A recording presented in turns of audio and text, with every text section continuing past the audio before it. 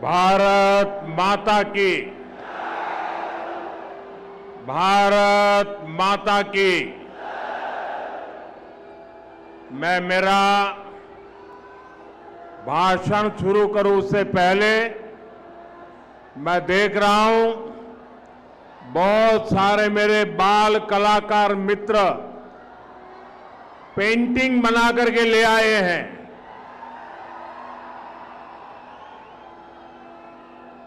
आगे की तरफ उसको भेज दीजिए।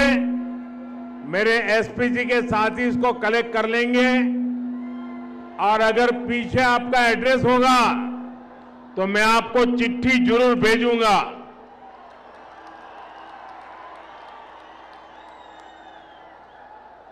जरा माइक वाले देखें, बीच बीच में विसलिंग हो रहा है। भारत माता की। जो भी चित्र हैं आगे भेज दीजिए। बाद में किसी को परेशान मत कीजिए। अपना हाथ भी नीचे कर दीजिए। वहां दूर दूर तक है, जरा एसपी जी वेट करना, सबसे ले लेना।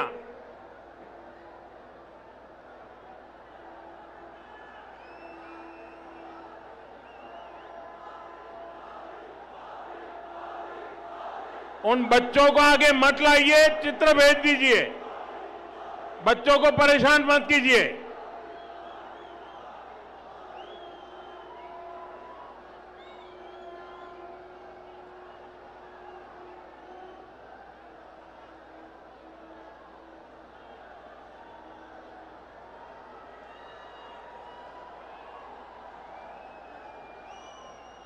ये महात्मा एक माला लेके आए, वो भी ले लो भाई प्रसाद।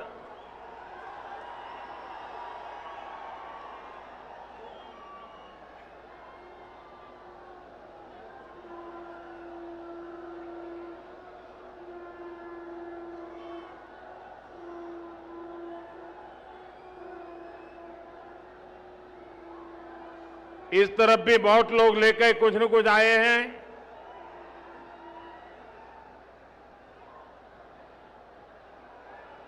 अब मैं अपनी बात शुरू करूं।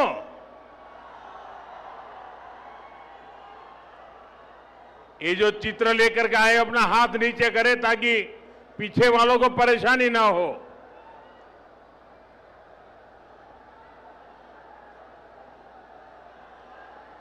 भारत माता की,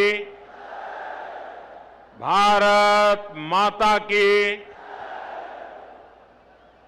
నా ప్రియమైన తెలంగాణ ప్రజలారా, మీ అందరికీ హృదయపూర్వక शुभकामनाएं। साथियों, कल मैं बंगाल में था।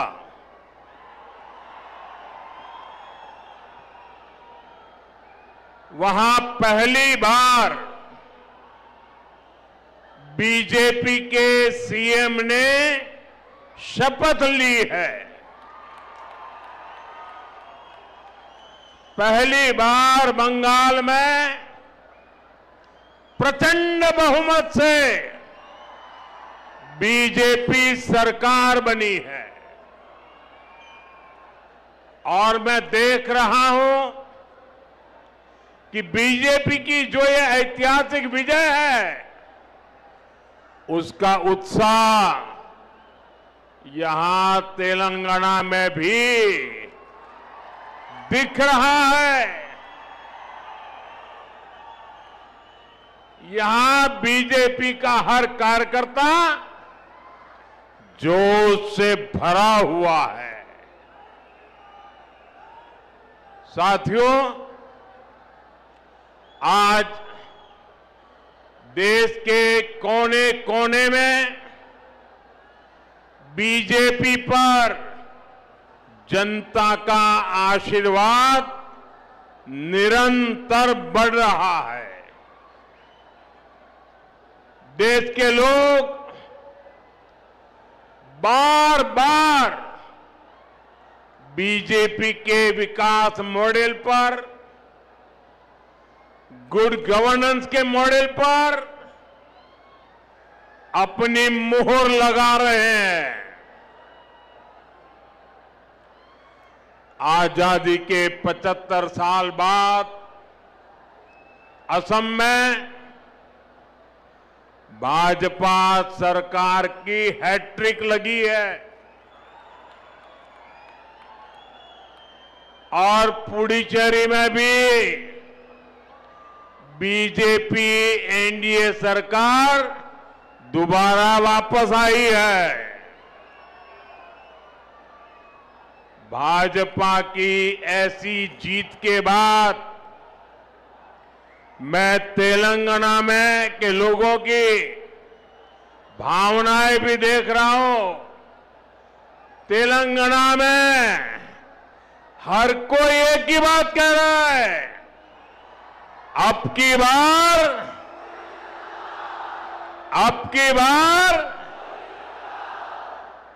की बार तेलंगाना में भी। साथियों, भारत में हर साल किसी न किसी राज्य में चुनाव होता है। कोई हारता है, कोई जीतता है,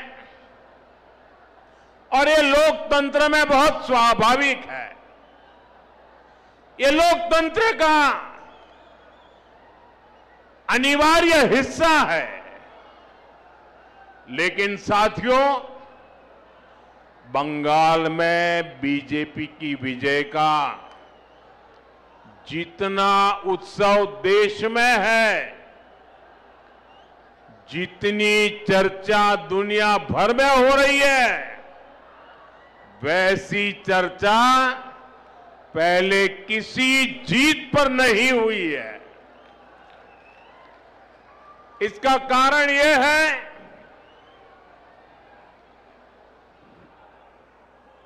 कि बंगाल में सिर्फ राजनीतिक दलों की हार जीत नहीं हुई है, वहां एक ऐसी राजनीति को लोगों ने पराजित किया है जिसने एक तरह से बंगाल की जनता को गुलामी की बेड़ियों में जकड़े रखा था। साथियों, इस देश में कांग्रेस ने करप्शन को बढ़ाया, परिवारवाद को बढ़ाया और संवैधानिक संस्थाओं का गला घोंटने का काम किया। जब टीएमसी बनी तो उसने कांग्रेस से ये सारी बुराइयां सीख ली, साथ ही लेफ्ट की भी जितनी बुरी आदतें थी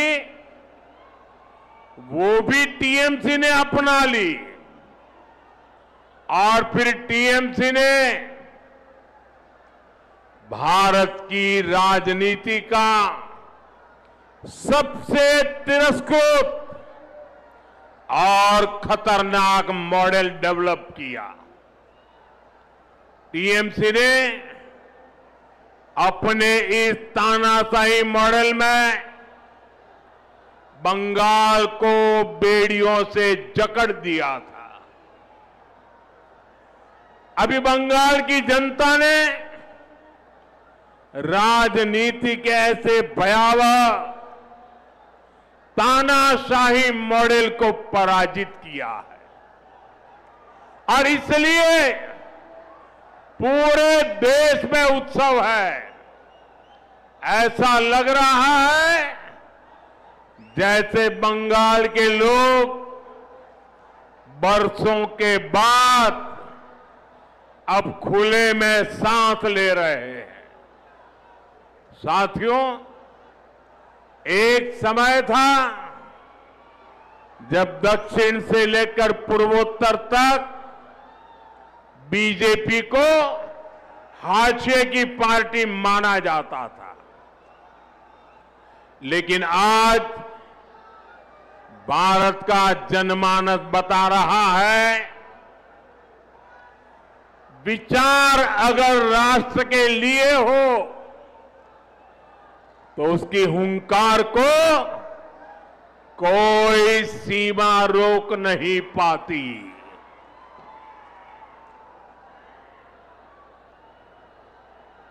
साथियों, अब देखिए आगे कोई जगह नहीं है। आप तय कीजिए कि आप वहां खड़े रह करके शांति से सुन सकेंगे कि नहीं सुन सकेंगे। आप आगे आने की कोशिश मत कीजिए। आप वहां पर रुकिए कृपा करके। और ये जो चित्र वाले हैं उनसे मेरी हाथ जोड़ के प्रार्थना है, या तो आप अपना चित्र नीचे रख दीजिए, बाद में मुझे डाक से भेज दीजिए, या तो किसी के हाथों हाथ आगे कर दीजिए। इसको पकड़ के मत खड़े रहिए। जरा कोई पार्टी के वॉलंटियर वहां है तो मेरी बात का कुछ करवाइए भाई।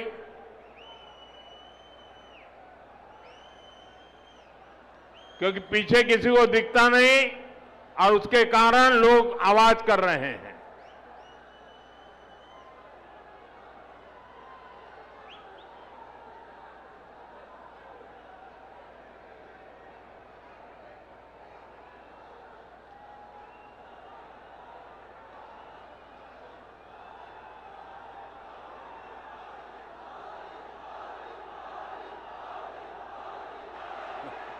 అందరినీ కోరుతా ఉన్నాను, ఎవరు కూడా దయచేసి మన ప్రధానమంత్రి గారు మాట్లాడే సమయంలో ఆ జెండాలు ఊపకండి, అన్ని కింద తీసుకోండి, చిత్తపట్టాలు కూడా కిందికి అనండి దయచేసి, లేకుంటే బాగుండదు. అందరూ కూడా కిందికి అనండి ప్లీజ్, ఎవరు కూడా మాట్లాడకండి. అందరూ చిత్రపటాలు కిందికి అనండి. ఎవరు కూడా ఫాస్ట్లో అదే పోస్టర్స్ కింద పెట్టండి, ఆ పోస్టర్స్ కిందికి పెట్టండి. అక్కడ ఎవరున్నారో అక్కడ పోస్టర్స్ కింద పెట్టండి. పోస్టర్స్ ఎవరు తీసేయండి. అది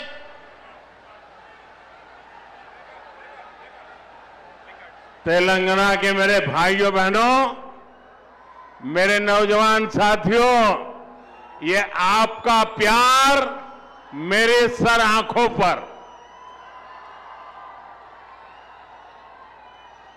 ये मेरा सौभाग्य है कि आप इतना प्यार बरसा रहे हैं। लेकिन अगर आप थोड़ी शांति रखेंगे तो मैं अपनी बात बता पाऊंगा। जगह छोटी पड़ गई है, आपको तकलीफ होती होगी। बोले भारत माता की, भारत माता की। साथियों, हिंदुस्तान के हर कोने में, असम से उड़ीसा और बंगाल से पुडुचेरी तक,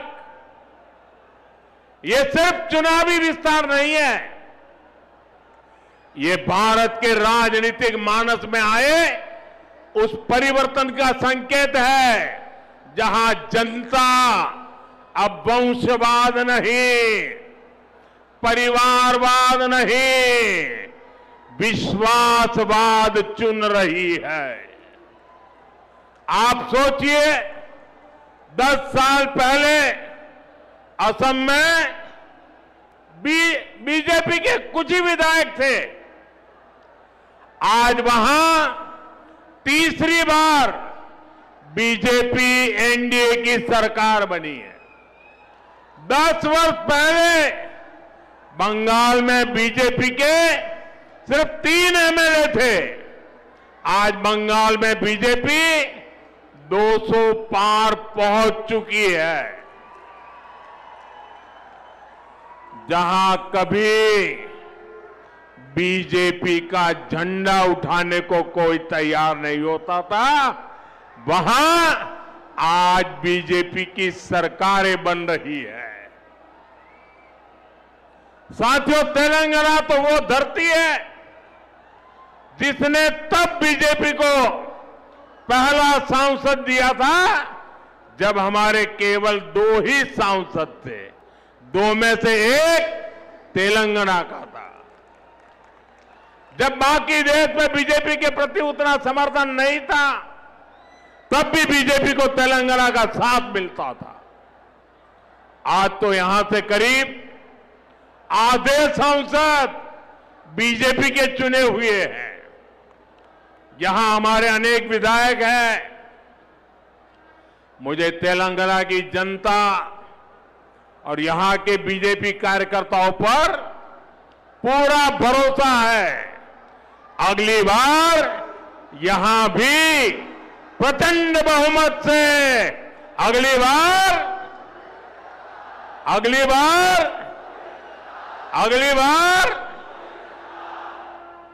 तेलंगाना के लोग कांग्रेस और बीआरएस की वादा खिलाफी और इनकी परिवारवादी राजनीति से तंग आ चुके हैं।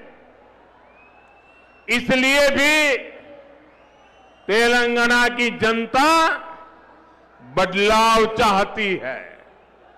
साथियों, बीजेपी का हमेशा ये मंत्र रहा है, राज्य के विकास से देश का विकास।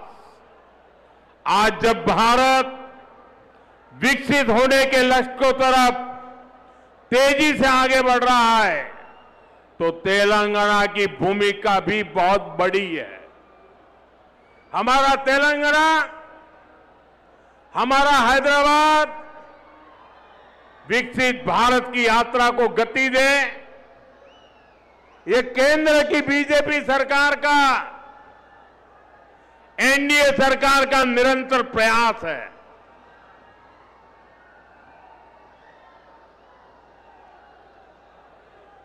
इसी मकसद के साथ थोड़ी देर पहले मुझे हजारों करोड़ रुपए के प्रोजेक्ट्स का शिलान्यास करने का अवसर मिला। साथियों, अभी देश भर में 14 इंडस्ट्रियल कॉरिडोर पर काम चल रहा है। उसमें से एक यहां तेलंगाना में बनने जा रहा है। जहीराबाद इंडस्ट्रियल एरिया में व्हीकल मैन्युफैक्चरिंग से लेकर फूड प्रोसेसिंग तक इंडस्ट्री का एक आधुनिक इकोसिस्टम बन रहा है। ये लाखों युवाओं को रोजगार देने का काम है। ये इंडस्ट्रियल एरिया यहां के किसानों, यहां के मिडिल क्लास के लिए एक नया वरदान बनकर आएगा। साथियों, एक और उदाहरण टेक्सटाइल पार्क का भी है। पूरे देश के लिए 7 पीएम मित्र टेक्सटाइल पार्क स्वीकृत हुए। उनमें से भी एक यहां तेलंगाना में हमारे वारंगल में बन रहा है। ये तेलंगाना के कपड़ा उद्योग को नई बुलंदी देगा। यहां जो कॉटन फार्मर है, ये टेक्सटाइल पार्क उनके भाग्य को बदलने का काम करेगा और इसमें भी रोजगार के लाखों अवसर बनेंगे। साथियों, तेलंगाना के कॉटन किसानों के लिए एक और खुशखबरी है। हाल में ही कॉटन की प्रोडक्शन और क्वालिटी बढ़ाने के लिए केंद्र सरकार ने एक नए मिशन को स्वीकृति दी है। हजारों करोड़ रुपए के इस मिशन से यहां के लाखों कपास किसानों को मदद मिलेगी, किसानों की आय बढ़ेगी और टेक्सटाइल सेक्टर के लिए कपास के इंपोर्ट पर भारत की निर्भरता भी कम होगी। साथियों, बीजेपी का फोकस विकास पर, रोजगार निर्माण पर है, लेकिन कांग्रेस यहां क्या कर रही है, ये आप अच्छे से देख रहे हैं। देश के सिर्फ 3 राज्यों में ही अभी कांग्रेस के मुख्यमंत्री बचे हैं। सिर्फ 3 राज्य। कांग्रेस कहीं भी हो, इनका एक ही मॉडल है, पहले झूठ बोलो और फिर भूल जाओ। चुनाव जीतने के लिए आसमान से तारे तोड़ करके लाने के वादा करते हैं और सरकार बनने के बाद ये बहाने करने लगते हैं। साथियों, हिमाचल और कर्नाटका में कांग्रेस अपने वादों को भूल गई है। वहां की जनता कांग्रेस सरकार से बहुत परेशान है। यहां तेलंगाना में भी यही सब चल रहा है। साथियों, कांग्रेस की प्राथमिकता जनता की सेवा करना नहीं है। कांग्रेस अब देश बांटने वाली नफरती राजनीति का मुख्य आधार हो गई है। कांग्रेस लेफ्ट पार्टियों से भी ज्यादा लेफ्ट यानी पक्की और विकृत माओवादी हो गई है और मुस्लिम लीग से ज्यादा कट्टर वो मुस्लिम लीगी बन गई है। इसलिए लोग कांग्रेस को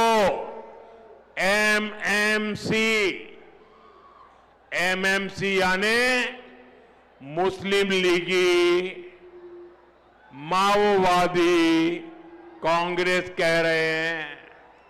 ये मुस्लिम लीगी माओवादी कांग्रेस है। साथियों, देश को माओवादी आतंक के कारण इतना नुकसान हुआ है। तेलंगाना को भी बीते दशकों में माओवादी आतंक के कारण बहुत कुछ भुगतना पड़ा। माओवादी आतंक इतने वर्षों तक इसलिए देश में चलता रहा क्योंकि कांग्रेस और लेफ्ट जैसे कुछ राजनीतिक दलों ने इसको लगातार वैचारिक हवा दी। लेकिन दुर्भाग्य देखिए, आज जब माओवादी आतंक अपनी अंतिम सांसें गिन रहा है, तब भी ये लोग माओवाद को, नक्सलवाद को बचाने में लगे हैं। बीते 11-12 सालों में कांग्रेस के शाही परिवार ने लगातार कोशिश की है कि माओवादी आतंक के खिलाफ एक्शन न हो। साथियों, मैं जानता हूं कि तेलंगाना की जो पुलिस है उसको अगर खुली छूट मिलती तो मुझे पक्का विश्वास है ये पुलिस अपनी ताकत से केंद्र की नीतियों के साथ कदम मिलाकर अगर वो चलती तो बहुत पहले ही माओवादी आतंक का खात्मा हो चुका होता। लेकिन इन लोगों ने साथ नहीं दिया। इसलिए देश को माओवादी आतंक को पूरी तरह कुचलने में इतना वक्त लग गया। साथियों, बीजेपी एनडीए के प्रयासों से अब तेलंगाना माओवादी आतंक से मुक्त हो रहा है और इसलिए तेलंगाना में बीजेपी की सरकार बननी और भी जरूरी हो गई है। बीजेपी की सरकार यहां नई सोच, नए विजन और नए कमिटमेंट के साथ सरकार चलाएगी, जिसका लक्ष्य होगा विकसित तेलंगाना। साथियों, आज भारत तेजी से विकसित होने के लक्ष्य की तरफ आगे बढ़ रहा है, लेकिन इस समय भारत कई विराट चुनौतियों का मुकाबला भी कर रहा है। साथियों, कोरोना काल के दौरान ही दुनिया सप्लाई चेन के बहुत बड़े संकट से गिर गई थी।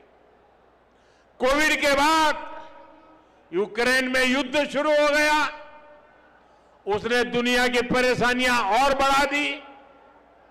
फूड, फ्यूल, फर्टिलाइजर, इन तीनों चीजों पर गंभीर प्रभाव पड़ा। बीते 5-6 वर्षों में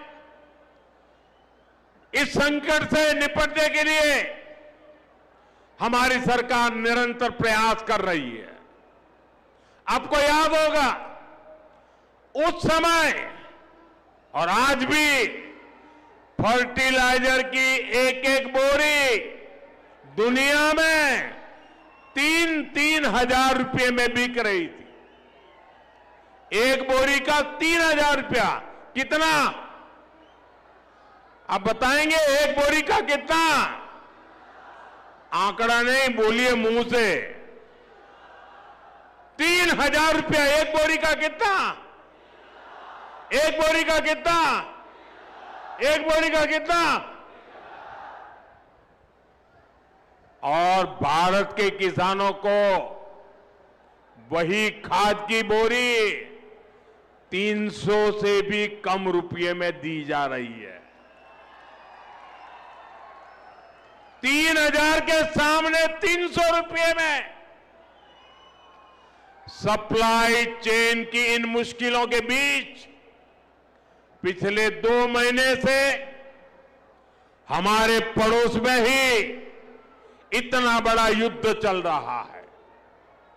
इसका असर पूरी दुनिया पर पड़ा है और भारत पर तो और भी गंभीर असर हुआ है। साथियों, भारत के पास बड़े बड़े तेल के कुएं नहीं है। हमें अपनी जरूरत का पेट्रोल, डीजल, गैस, ये सब बहुत बड़ी मात्रा में दुनिया के दूसरे देशों से, बाहर से मंगाना पड़ता है। युद्ध की वजह से पूरी दुनिया में पेट्रोल, डीजल, गैस और फर्टिलाइजर के दाम बहुत अधिक बढ़ चुके हैं, आसमान को भी पार कर गए हैं। अड़ोस पड़ोस में देशों में क्या हाल है वो तो अखबारों में आता है। भारत सरकार इस युद्ध के पिछले 2 महीनों से देशवासियों को इस संकट से बचाने के लिए लगातार प्रयास कर रही है। नागरिकों पर बोझ न पड़े, इसके लिए सरकार सारा बोझ सरकार खुद अपने कंधे पर उठा रही है। लेकिन साथियों, जब सप्लाई चेन पर संकट लगातार बना रहे तो हम कितने भी उपाय कर लें, मुश्किलें बढ़ती ही जाती है। इसलिए अब देश को सर्वोपरि रखते हुए, मां भारती को सर्वोपरि रखते हुए हमें एकजुट होकर के लड़ना होगा। हमें याद रखना है, देश के लिए मरना ही सिर्फ देशभक्ति नहीं होती है। देश के लिए जीना और देश के प्रति अपने कर्तव्यों को निभाना, वो भी देशभक्ति होती है। इसलिए वैश्विक संकट के इस समय में हमें कर्तव्यों को सर्वोपरि रखते हुए कुछ संकल्प लेने होंगे और उन संकल्पों को पूरे समर्पण भाव से पूरा करना होगा। जैसे एक बड़ा संकल्प है पेट्रोल डीजल का संयम से इस्तेमाल करना। साथियों, हमें पेट्रोल डीजल का उपयोग कम करना होगा।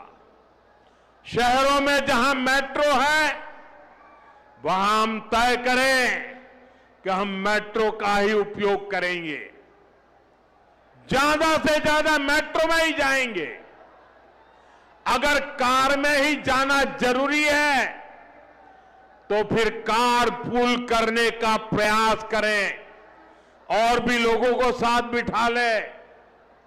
अगर हमें कहीं सामान भेजना हो तो कोशिश करनी है कि वह ज्यादा से ज्यादा रेलवे गुड्स के जो ट्रेन होती है रेलवे की सर्विसेज से भेजे, ताकि इलेक्ट्रिक रेलवे होने के कारण पेट्रोल डीजल की जरूरत नहीं पड़ती है। जिन लोगों के पास इलेक्ट्रिक व्हीकल है वो भी कोशिश करें कि इलेक्ट्रिक व्हीकल का ज्यादा से ज्यादा उपयोग करें। साथियों, हमने कोरोना के समय में वर्क फ्रॉम होम की, ऑनलाइन मीटिंग्स की,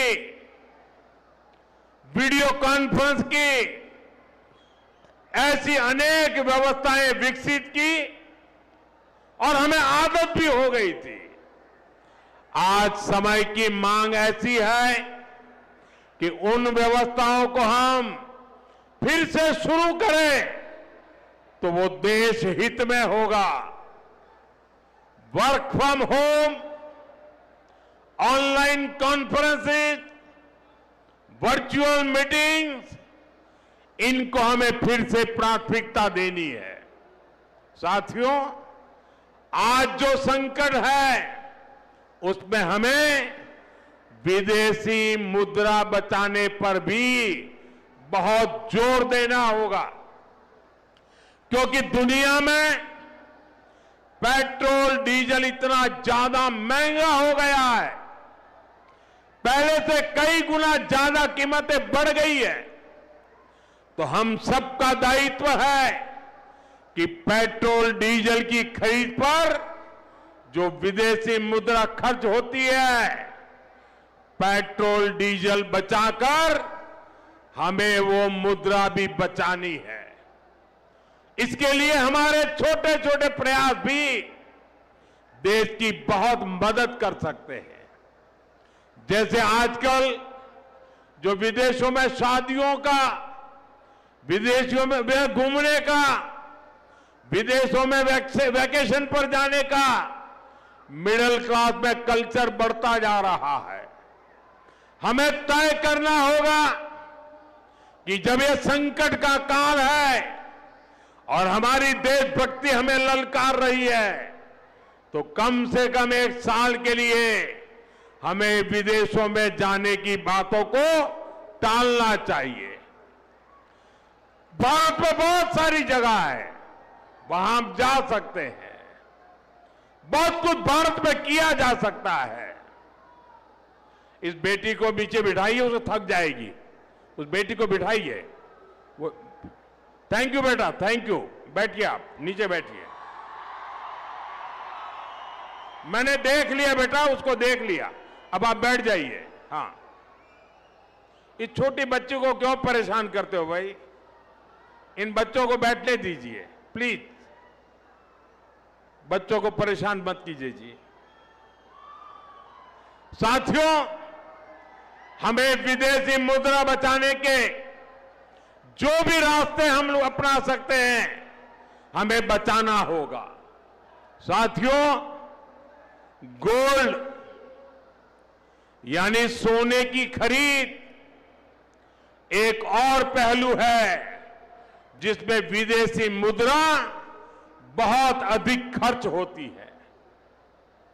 एक जमाना था जब संकट आता था, कोई युद्ध होता था, तो लोग देश हित में सोना दान दे देते थे। आज दान की जरूरत नहीं है, लेकिन देश हित में हमको ये तय करना पड़ेगा कि साल भर तक घर में कोई भी फंक्शन हो, कोई भी कार्यक्रम हो, हम सोने के गहने नहीं खरीदेंगे, सोना नहीं खरीदेंगे। विदेशी मुद्रा बचाने के लिए हमारी देशभक्ति हमें चुनौती दे रही है और हमें इस चुनौती को स्वीकार करते हुए विदेशी मुद्रा को बचाना होगा। साथियों, ये समय एक और बड़े सबक का भी है। एक समय था जब हम कॉपर एक्सपोर्ट करते थे, लेकिन आज भारत के सामने स्थिति ऐसी बन गई कि अब हमें कॉपर को भी इंपोर्ट करना पड़ता है। हमारे देश में हड़तालें करवाकर कॉपर प्लांट्स को ठप करवा दिया गया और अब हालत ये हो गई कि हमें कॉपर बाहर से मंगाना पड़ता है और उसमें विदेशी मुद्रा खर्च होती है। इसलिए मैं ऐसे सभी मजदूर संगठनों से भी कहूंगा कि हमें ऐसी बातों का जरूर ध्यान रखना चाहिए। भारत को आत्मनिर्भर बनने से जो भी कदम रोकते हैं उनमें हमें दूरी बनानी होगी और जो लोग ऐसी साजिशों में जुटे हैं उन पर भी कड़ी नजर रखनी होगी। मैं देश की अदालतों से भी आग्रह करूंगा कि ऐसी स्थिति आने पर देश हित में हमें कोई ना कोई रास्ता निकालने की तरफ बढ़ना चाहिए। साथियों, ऐसे ही खाने के तेल का भी है। इसके आयात के लिए भी बहुत बड़ी मात्रा में हमें विदेशी मुद्रा खर्च करनी पड़ती है। हर परिवार अगर खाने के तेल में खाने का तेल का जो उपयोग करता है, अगर वो कुछ कमी करे, मैंने बार बार कहा है 10% कम करो। अगर हम तेल खाना कम करें ना, तो भी वो देशभक्ति का बहुत बड़ा काम है। आप देश सेवा में योगदान दे सकते हैं और इससे देश सेवा भी होगी और देह सेवा भी होगी। इससे देश के खजाने का स्वास्थ्य भी सुधरेगा और परिवार के हर सदस्य का स्वास्थ्य भी अच्छा रहेगा। साथियों, विदेशी मुद्रा की खपत वाला एक और सेक्टर हमारी खेती है। हम बहुत बड़ी मात्रा में बाहर से केमिकल फर्टिलाइजर इंपोर्ट करते हैं। केमिकल फर्टिलाइजर खेती के कारण हमारी धरती मां को बहुत पीड़ा हो रही है। हमारे खेत बर्बाद हो रहे हैं। अगर आज हम अपने खेत को नहीं बचाएंगे तो भविष्य में फसलों पर भी खतरा आ जाएगा। इसलिए बहुत जरूरी है कि हम केमिकल फर्टिलाइजर की खपत 25%, 30%, 40%, 50% उसको घटाए, आधी कर दें और हम उसके साथ साथ नेचुरल फार्मिंग की तरफ बढ़े। हम फर्टिलाइजर का उपयोग कम करके विदेशी मुद्रा भी बचा सकते हैं और साथ साथ अपने खेत को बचा सकते हैं, हमारी ये धरती मां को बचा सकते हैं। और यह हमें करना ही होगा।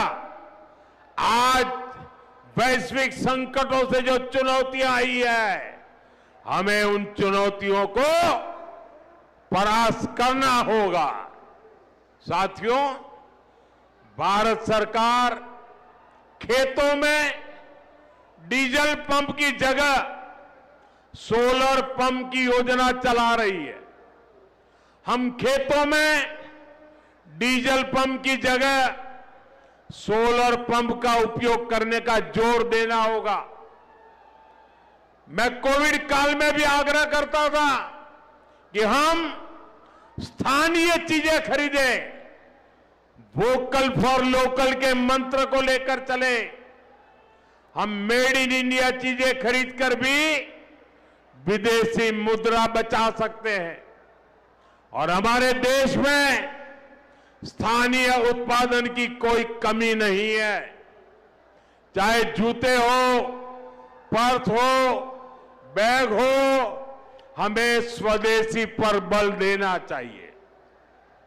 और मैं ये नहीं कह रहा कि जो आपके पास विदेशी चीजें खरीदी हुई है, विदेशी ब्रांड की है, उनको जाकर के फेंक दो, ऐसा मैं नहीं कह रहा हूं। लेकिन मेरा आग्रह है कि नए विदेशी प्रोडक्ट हमें नहीं खरीदने चाहिए। और वाकई हमें कई बार अंदाजा तक नहीं होता कि रोजमर्रा की कितनी सारी चीजें विदेशी हैं जो हम ऐसे ही यूज कर रहे हैं।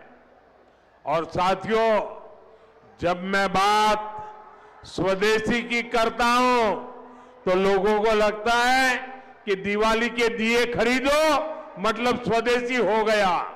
ये तो भ्रम फैलाने वाली बातें हैं, इससे सफलता नहीं मिलती है। हमें घर के उपयोग में आने वाले सामान की लिस्ट बनानी है। देखना चाहिए कितनी विदेशी चीजें घुस गई है, पता ही नहीं है। कैंची हो, कंघी हो, छोटी छोटी चीजें, टूथपिन, टूथब्रश, कितना सारा सामान विदेश से हमारे घर में घुस गया है। फिर इस लिस्ट से हमें हो सके उतना जल्दी